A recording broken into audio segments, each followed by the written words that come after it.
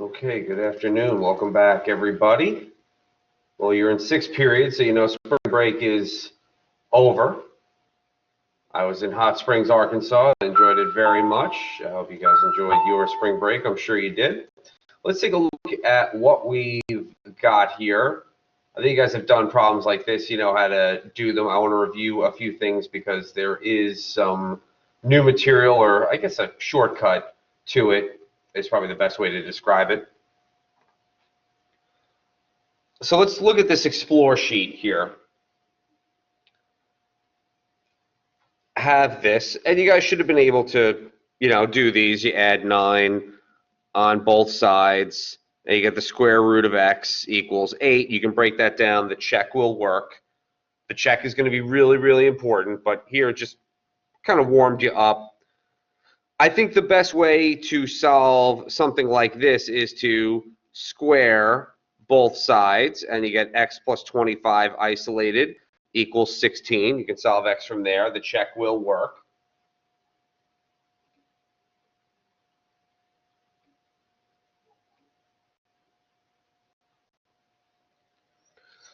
All right, number 3. What's the first thing you should do for number 3? What's the first thing you should do for number 3?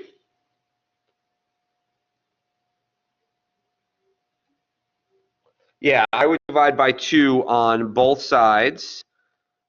All right, and then you're left with the square root of x minus, the square root of x minus 3 equals 2. And then from there, you can square both sides, and you have x minus 3 equals 4, and that's going to work out as well. Here's something a little bit more interesting. We have the square root of x equaling -2. So what happened here? Well, we have our y1. Is square root of x. And we have our y2 equation at -2. Y equals -2. So you guys saw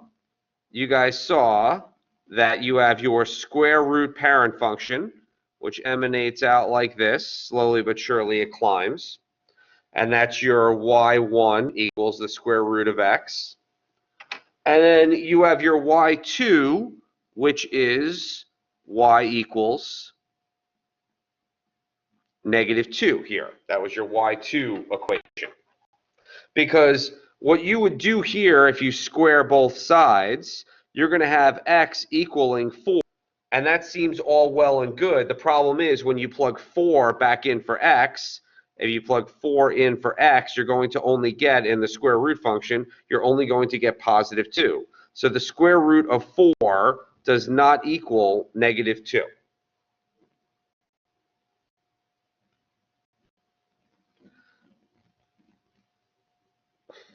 Anything else on this? Oh, one other note. What if you got, say, x equaling -4? Well, the problem with that is if your original equation was the square root of x, you'd have the square root of -4. Okay, and that does not exist on a Cartesian coordinate plane. So be on the lookout for extraneous solutions. Okay, if you want to highlight or underline that, extraneous solutions are why you must always check your answers to see if they work. And you're going to see lots of examples where you're going to have extraneous solutions. So yeah, just with the square root here, that's not going to work. As you can see graphically why that didn't. So take a look at number 3. Both sides you need to square to get rid of the radical signs. And you're going to have x plus 2 equaling 3 minus x. And you'll get x equal to, what did you guys get?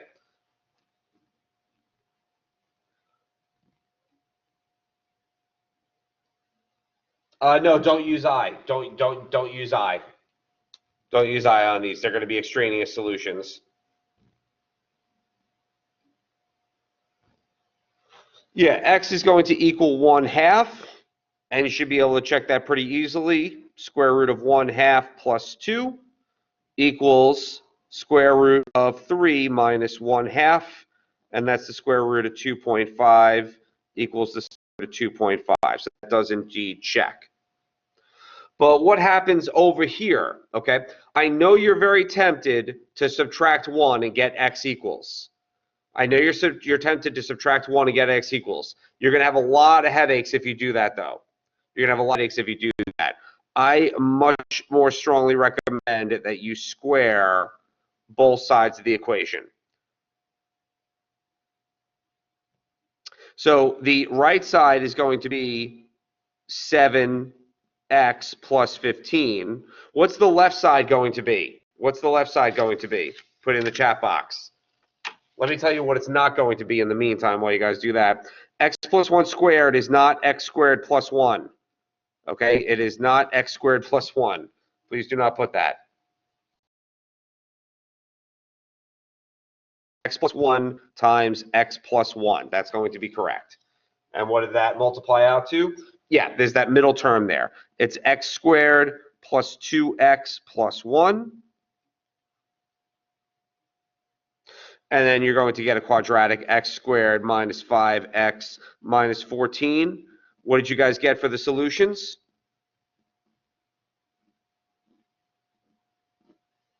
What did you guys get for the solutions? Not the factors. What did you guys get for the solutions?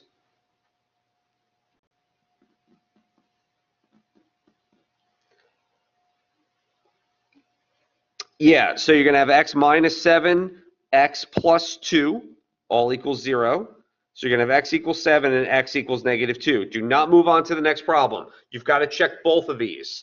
Plug 7 in, so you have 7 plus 1 equaling square root of 49 plus 15.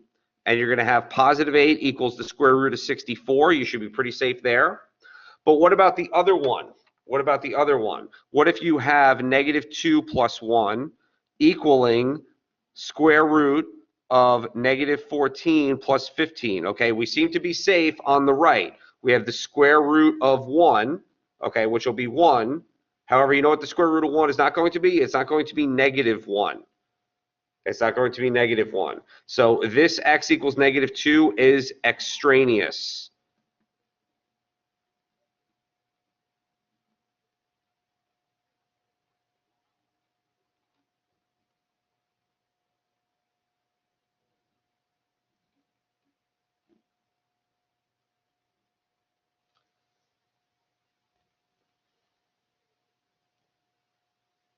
Okay, let's look at 2 and 4 here on the cubes. This should be a little easier in terms of checking. They don't have extraneous solutions.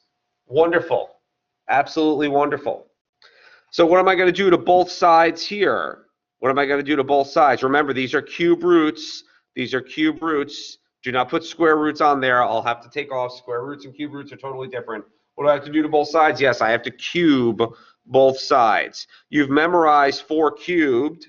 Okay, remember I told you guys to memorize a whole list of these. You've memorized 4 cubed to be what?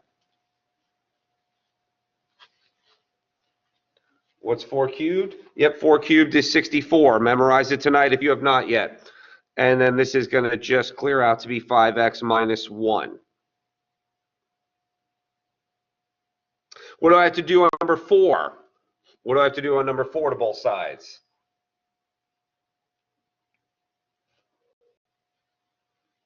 No, I think I just went up to 7, 8, 9. Because 10 is easy. 10 is 1,000. All right. You have to cube root both sides here. Okay, if you do this, if you do what I just showed, I am marking off. I'm marking off because what did I just do to both sides? I did not cube root both sides. I square rooted both sides. That is wrong. This is correct. There we go. That is cube rooting. That's cube rooting. This is why you memorize what 4 cubed is and what the cube root of 64 is, so you can write 4 immediately. And then you have x plus 3 left over. All right, no extraneous solutions. We should be all good. So flip over here. Flip over here. I want to look at 5 and 8. I want to look at 5 and 8. Raise your hand when you're done with 5 and 8. Raise your hand when you're done with 5 and 8. Go. Oh, if you draw the wrong sign, I'm taking a point off. Yeah, definitely. Definitely, you have to specify that it's cube root versus square root. Okay, do number 5 and number 8. Raise your hand when you're done.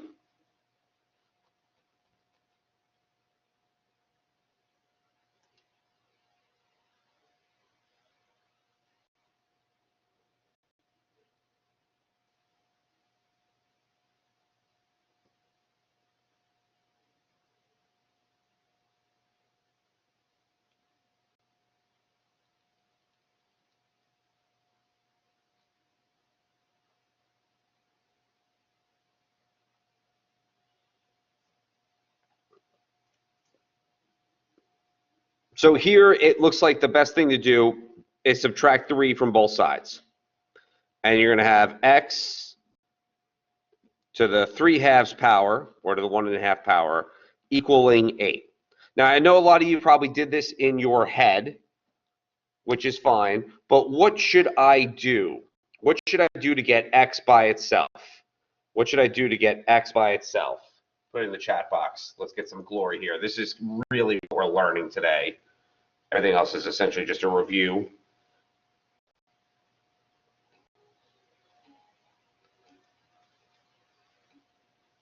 Okay, not multiply. You're close. Yeah, square then cube root. Yeah, you guys probably have it right. Let's do it in one step. Let's do it in one step. You absolutely could have squared and then cube rooted. You could have done it in 2 steps, but let's do it in 1 step. Remember, x by itself means we have x to the first power. So how do you get 3/2 to the first power? How do you get 3/2 to the first power? Okay, you don't multiply. You raise it to the 2/3 power. Good. You're going to raise both sides to the 2/3 power. And now remember what I said. This is going to be x. I'm going to exaggerate here. This is going to be x to the 6/6 power, which is going to be x to the first. So that's going to be our left side. So we're good there. Now the right side, what do I tell you guys to do? What did I tell you guys to do when we have a square? We're going to square 8 and we're going to cube root 8. What should we always do first? So you guys can do it without a calculator. What should you always do first? I strongly recommend you always cube whatever the denominator is. I would always do that first and then whatever the numerator is. Okay, so then you're going to have 2 squared, which will be 4. And that should work when you check.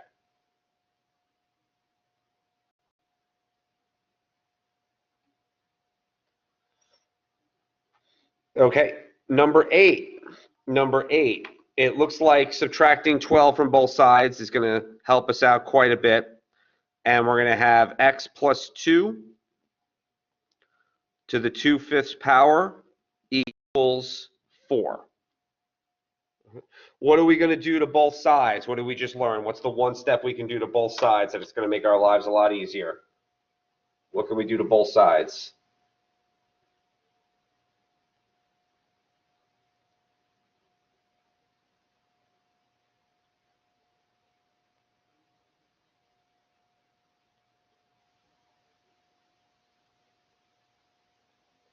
Okay, what do we do to both sides for number 8? We have x plus 2, all raised to the 2/5 power, equals 4. What should we do? Yeah, let's raise both sides to the 5/2 power. If you want to do it in 2 steps, that's fine. That's fine. You can do it in 2 steps. It's probably easiest to raise both sides to the 5/2 power. So on the left side, you should be fine. You should have x plus 2 left over because that's x plus 2 all to the first power.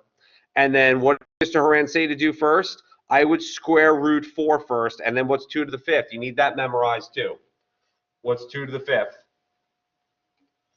What's 2 to the 5th? Yeah, 2 to the 5th.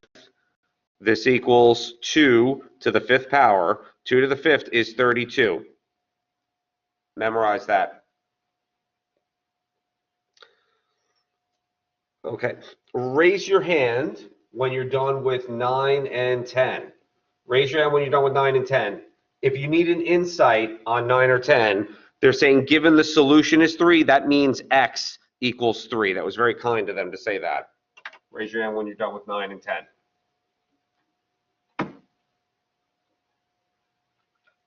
No, I think I told you guys just to go up to like 2 to the 6th. 2 to the 6th, maybe 2 to the 7th. Yeah, they're not hard to do. You just double the previous number. 4, 8, 16, 32, 64, 128.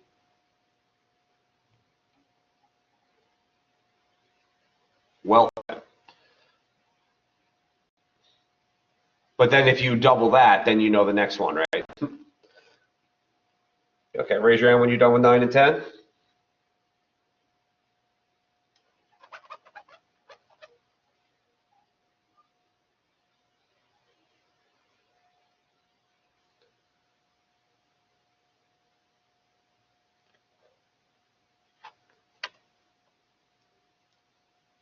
So we're looking for the value of k. Don't forget to read the directions.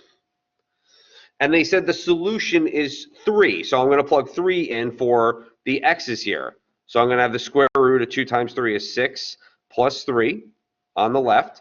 And on the right, I'm going to have 5 times 3 is 15 plus k. You could square root from here. You could also save it. This is going to be the square root of 9 equals square root of 15 plus k. Okay, 3 equals square root of 15 plus k. And then just square both sides if you want. And then what did you guys get for k? What did you get for k?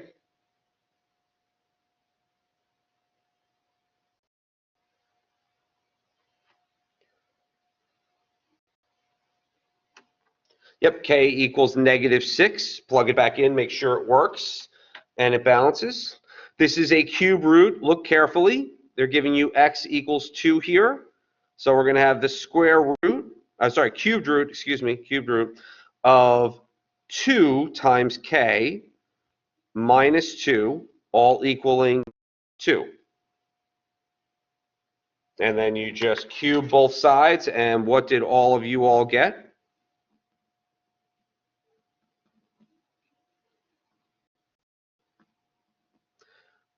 All right, you should have gotten k equals 5. Okay. So make sure you're sharp with all of that stuff, and then we'll get to it tomorrow. Finish up this sheet, all sides, and I'll see you guys then.